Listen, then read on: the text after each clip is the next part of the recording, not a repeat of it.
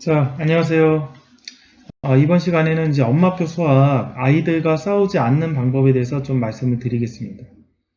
자, 이제 어머님들이, 저는 이제 굉장히 엄마표 수학이든, 뭐든 간에 부모님의 양육 방식, 양육 태도, 부모님이 삶을 대하는 태도, 그런 것들이 굉장히 중요하다고 생각을 합니다. 그런 것들이 아이들한테 바로 영향을 미치고요. 실제 학생들을 가르치면 많이 느낍니다. 그런 것들이. 부모님이 무엇을 중요하게 생각하는지, 그거에 따라 아이들도 중요하게 생각하는 것들이 달라요. 그러니까 만약에 부모님이 정말 공부를 중요하게 생각한다 그러면 아이도 공부를 중요하게 생각을 하죠. 그러니까 공부를 잘하기는 바라는데 다른 것들을 우선순위에 둔다 부모님이. 그럼 아이도 다른 것들을 우선순위에 둬요. 예를 들어 이제 뭐 A라는 학생하고 B라는 학생 다 저는 이제 20년 정도 지금 강사 생활 해봤으니까 A라는 학생하고 B라는 학생이 있어요. 근데 이제 A라는 학생 같은 경우는 어렸을 때부터 부모님이 어머님이죠. 주로 어머님이 굉장히 이제 공부를 강조하지만 뭐 숙제하는 것, 그렇게 하는 것 이런 것들을 굉장히 우선순위에 두면서 강조를 했어요. 그러다 보니까 얘가 이제 초등학교 때부터 이렇게 잘하고 고등학교를 가도 굉장히 이제 그게 중요한 거죠. 그래서 학원을 다니면 숙제를 제대로 하고 공부를 우선순위에 두고 다른 모든 걸 할 때 학원을 다니다면 학원 수업 일정을 우선순위에 두고 그런 것들이 이제 몸에 밴 거죠. 휴가를 갈 때도 이제 보면 그 어머니 같은 경우는 항상 학원 일정을 물어봐서 학원 일정하고 비슷하게 휴가를 가려고 해서 수업 결손을 최소화시키려고 하세요. 그래서 거의 수업 결손이 없게끔 휴가 일정을 잡고 거기에 맞춰서 딱 공부를 하시죠. 근데 B라는 학생 같은 경우는 그 학생도 이제 제가 이제 가르쳤던 학생인데 그 학생 같은 경우는 뭐 휴가를 잡고 그러면 부모님은 공부를 잘하긴 바라지만 일상생활에서 부모님이 공부에 우선순위에 두는 게 아니죠. 공부에 우선순위에 두지 않다 보니까 뭐 휴가 일정을 잡아도 학원 일정이랑도 전혀 어긋나서 잡고 그래서 실제 어쩔 때는 막 뭐 2주, 3주 막 이렇게 빠지기도 하고 그래요. 절대로 이제 공부를 잘할 수가 없죠. 기본적으로 그 친구도 학원이나 공부보다는 다른 것들, 가족의 행복이나 이런 것들, 여행 가는 거 이런 게 더 우선이라는 그런 잠재의식이 몸속에 있으니까 그걸 우선시하게 되는 것이죠. 그래서 원하는 것이면 그거를 정말 우선순위하게끔 그렇게 이제 만들어 주셔야 됩니다.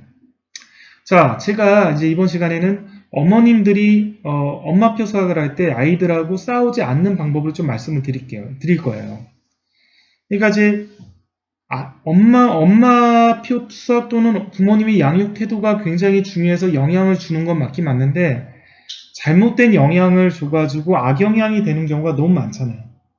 그래서 제가 이제 하는 방법대로 좀 하시면 좀 좋을 것 같은데 일단 싸우지 않게끔 하는 방법들을 제가 좀 몇 가지만 정리해서 좀 말씀드리겠습니다. 첫 번째, 시간표나 계획표를 짜주세요. 그러니까 이제 지금 방학이잖아요. 그러면 하루의 계획표를 짜주세요. 그래서 뭐 초등학생 같은 경우죠. 주로 엄마표 수학을 하니까 그러면 뭐 아침에 몇 시에 일어나가지고 몇 시부터 몇 시까지는 뭐 수학, 몇 시부터 몇 시까지 자유시간, 그다음 뭐 독서, 뭐 피아노 학원, 뭐 놀기, 뭐 영어, 뭐 이런 식으로 계획표를 짜줘가지고 아이가 딱 보고 몇 시부터 몇 시까지는 내가 이렇게 공부를 하고 이렇게 놀고 이렇게 자유시간이 있고 이렇게 해서 이렇게 되는구나 라는 것들을 이렇게 볼 수 있게끔 이렇게 해놓으면 아이들이 이제 일정한 시간대만 그렇게 하면 되니까 마치 이제 일정한 시간대 그렇게 하는 그런 것들이 딱딱 잡혀가지고 짜증내거나 그런 것들이 확연하게 없습니다. 그 시간에만 그거 하고 나머지는 다른 것들을 하면 되니까. 물론 이제 숙제도 안 내주시면 좋죠. 어차피 엄마표니까 같이 하니까 숙제도 안 내주시면 좋아요. 그래서 일단 시간표를 딱 짜고 그렇게 해주셔라. 저 같은 경우는 주로 오전에 시킵니다. 오전에 10시부터 한 12시, 좀 이제 큰 애들은 초등 고학년은 10시부터 1시 정도, 이게 3시간. 저학년은 10시부터 12시간, 2시간 정도 이렇게 계획표를 짜서 수학을 시켜주는데, 그러면 이제 그 시간에 그냥 그렇게 하는 거다라고 생각을 합니다. 그래서 일단 시간표 계획표를 짜서 아이들이 어떤 시간에, 막연하게 하루 종일 붙잡고 막 이렇게 하는 게 아니라 딱 그 시간에만 한다 이렇게 생각을 하게끔 그렇게 만들어주시면 좋아요. 자, 두 번째, 동일 장소에서 가급적이면 그 공부를 하게끔 하면 좋습니다.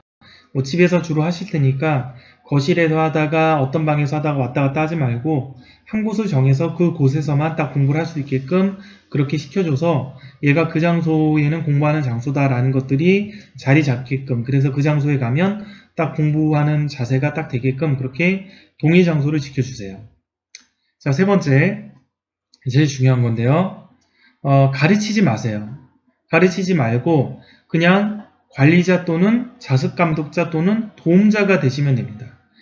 그러니까 아이들을 믿으세요.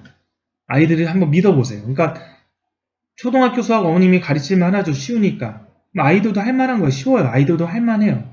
어머님이 가르칠 만한 게 어려우면 아이들도 어려운 거고, 어머님이 쉬우면 아이들도 쉬운 겁니다. 그래서 본인이 가르치려는 욕심을 갖지 말고 그냥 공부만 하게 하세요. 저 같은 경우는 또 충분히 가르치는 능력이 있겠지만 저도 안 가르칩니다. 그래서 어떻게 하냐? 그냥 책을 주고 내용을 읽고 네가 풀어봐라. 그렇게 합니다. 그러면 저는 다른 뭐 수학 공부를 하거나 뭐 다른 무언가를 하거나 저도 무언가를 하죠. 따로 이제 공부를 하고 있고, 공부를 하다가 잘 모르면서 질문하면 그때만 도움을 줍니다. 그러니까 혼자서 할 수 있는 것들은 혼자서 할 수 있게끔 최대한 자발적으로 혼자서 할게끔 냅두고, 모든 공부는 자기 혼자서 하는 것이다라는 것을 인식을 시켜주고, 그렇게 습관을 들여주고, 그렇게 하다 모른다 이런 것들만 잡아줍니다. 그럼 잡아주면 저학년 때는 약간 손이 많이 가요. 연산이 좀 안 돼가지고 실수가 많다 보니까 좀 손이 많이 가요. 손이 많이 가지만 그때 물어볼 때만 그때 이렇게 해주고, 그렇게 도와주는 방식으로 하시고, 채점해주고, 틀린 거 고치면 또 채점해주고, 그렇게 해서 원래 하기로 했던 시간이 2시간이면 딱 2시간 동안 많은 양을 하지 않든 그냥 냅두세요. 그만큼만 하게 냅두고 딱 수업을 정확하게 끝내주세요. 이게 시간이 1년, 2년 지나면 알아서 속도가 붙고 알아서 늘어납니다. 그러면 학생을 믿고, 그리고 간섭하지도 마세요. 막 해서 야 너 글씨 너무 못 쓴다, 뭐 한다, 간섭하지도 마, 쳐다보지도 말고요. 또 어머님은 따로 뭐 책을 읽든지 다른 공부를 하든지 그냥 같이 공부하는 거야. 같이 공부하다가 뭐 도와달라고 하면 그때만 이렇게 해주는, 같이 공부하는 그런 모습으로 그냥 해주시면 됩니다. 그리고 뭐 교정하려고 하지도 말고 그렇게 냅두세요. 단지 이제 뭐 그런 건 있겠죠. 뭐 연습장을 쓰는 것이 좋을 것 같으면 연습장에다 꼭 써라라든지 그런 것들만 시켜주시면 됩니다. 그리고 혹시라도 개념이나 그런 것들을 얘가 혼자 하니까 좀 정확하게 모르지 않을까라는 게 불안할 수도 있는데, 굳이 불안해할 필요는 없어요. 왜냐하면 이게 나선형 교육과정이라 우리나라 교육과정이 계속 반복이 됩니다. 교육 내용이. 그래서 4학년 때 100% 이해를 못해도 5학년 때도 그 비슷한 내용이, 가령 뭐 4학년 때 2자릿수의 덧셈이면 똑같은 방식으로 5학년 때 뭐 3자릿수의 덧셈에서 그때 했던 테크닉들이 다시 한번 나옵니다.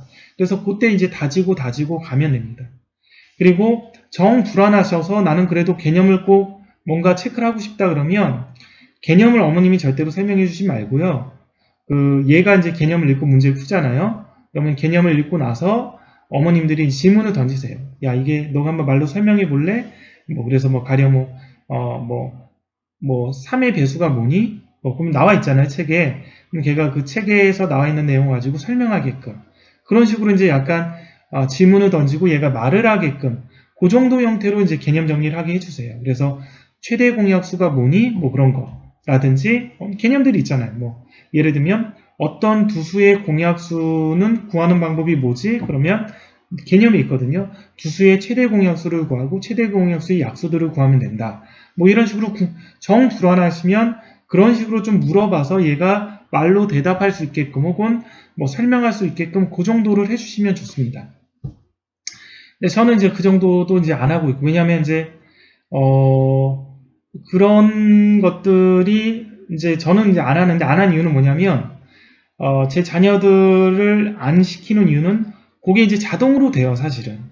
이게 예를 들어 이제 이렇게 혼자 공부하는 습관을 잡아주면 본인들이 개념들을 보고 문제를 풀고 안 되면 질문하고 그런 과정이 1년이 되고 2년이 되고 3년이 되다 보면 자동으로 이제 그 개념들을 문제 풀다 또 막히면 앞에 개념들을 복습하기 유도를 하잖아요. 문제 풀다 막히면 이거 다시 한번 읽어보고 풀어라. 이렇게 이제 유도를 계속 하다 보면 본인들이 나중에는 개념들을 좀 더 꼼꼼하게 받아들이고 그런 연습들이 됩니다. 그리고 뭐 학교에서도 나중에 또 가르쳐 주기도 하고요. 그래서 저는 굳이 이제 그런 것들을 그렇게 하진 않는데 부모님들은 불안해하시면 아까 같은 그런 지문 같은 거 던지시면서 하시면 좋고요. 한 중학교 거 정도부터는 그렇게 하시는 것도 괜찮을 것 같아요. 지문 같은 것도 초등학교는까지는 제가 볼 때는 그냥 혼자 공부하는 거에 더 집중을 둬서 얘가 혼자 스스로 하는 것 집중을 두고 그렇게 해주시면 되고요. 그 다음 지문 같은 거 할 때는 가서 문제를 잘 읽어서 되는 거면 문제 한번 다시 읽고 풀어봐라 라고 체크를 해주시고 아니면 앞에 개념을 다시 읽어보고 풀 수 있을 것 같으면 여기 한번 읽어보고 다시 한번 해봐라 이렇게 체크를 해주시고 그것도 안 되고 정말 좀 얘가 어려울 것 같으면 힌트를 좀 주시고 그런 식으로 작업을 해줘서 최대한 조력자 형태로 부모님들이 해주십시오. 그래서 나중에는 얘가 거의 모든 것들을 혼자 해나갈 수 있게끔 그런 조력자 역할을 해주시면 되고요. 그렇게 하다 보면 아이들이 보면 공부를 내가 혼자 하는데 옆에서 그냥 도와준다라는 그런 생각이 있어가지고 이렇게 뭔가 짜증내지도 않고 그냥 뭐 싫어하지도 않고 부모와의 관계, 가르치는 사람과 배우는 사람과의 이게 관계가 안 좋아지듯이 그런 관계가 안 좋아지지도 않아요. 그냥 얘는 그 공간에서 공부를 하는 거고 나도 그 공간에서 공부하면서 조금씩 도움을 주는 사람이니까 얘 입장에 고마운 거죠. 도움을 주는 사람이니까. 그리고 또 하나 양에 치우치지 마세요. 그러니까 양을 2시간 동안 하는데 뭐 집중을 못해서 3페이지만 했다. 그럼 냅두십시오. 이게 시간이 지나서 이렇게 하다 보면 나중에 점점 양이 빨라집니다. 제가 이제 처음 자녀 시켰을 때 처음 한 3개월까지는 굉장히 오래 걸렸는데 이게 6개월이 되고 1년이 지나면 이제 한 3시간 정도 이렇게 풀면 한 단원씩 풀어요. 뭐 예를 들면 디딤돌 기본, 뭐 응용 그런 거는 3시간 시키면 3시간 동안 집중해가지고 풀어서 한 단원씩 혼자 풉니다. 그냥. 그러니까 뭐 사고력 수학, 뭐 팩터 제가 시킨다 그랬잖아요. 그거 3시간 시키면 1시간 하는 분량이 있으면 그 책이 한 권 있어요. 한 권. 한 권이 이제 한 달짜리 책이 있으면 3시간 시키면 한 절반씩 풉니다. 그러니까 일주일 3시간씩 2번 시키면 한 권, 한 달치를 그냥 끝내버리는 거죠. 속도가 붙어가지고. 그러니까 자동으로 하다 보면 아이들이 속도가 붙기 때문에 그냥 시간만 정해주고 이 시간에는 꼭 해라라고 시간 정해주고 습관만 만들어주면 알아서 아이들이 합니다. 그러니까 싸울 일이 없죠. 싸울 일도 없고 뭔가 시킬 일도 없고 명령할 것도 없죠. 그냥 이렇게 약속되어졌으니까 이 시간에 해라. 그리고 안 되는 건 내가 도와준다 해서 도와주고 그렇게 굴러가면 됩니다. 그래서 저는 좀 이게 가끔 보면 이제 안타까워요. 애들 보면 부모님한테 이제 뭐 배우다가 맞기도 하고 등짝 맞았다, 발로 맞았다 그런 학생들도 있고 뭐 관계도 안 좋아진다 그런 것도 있는데 관계가 안 좋아지는 제일 큰 이유가 가르치려고 그래서 그래요.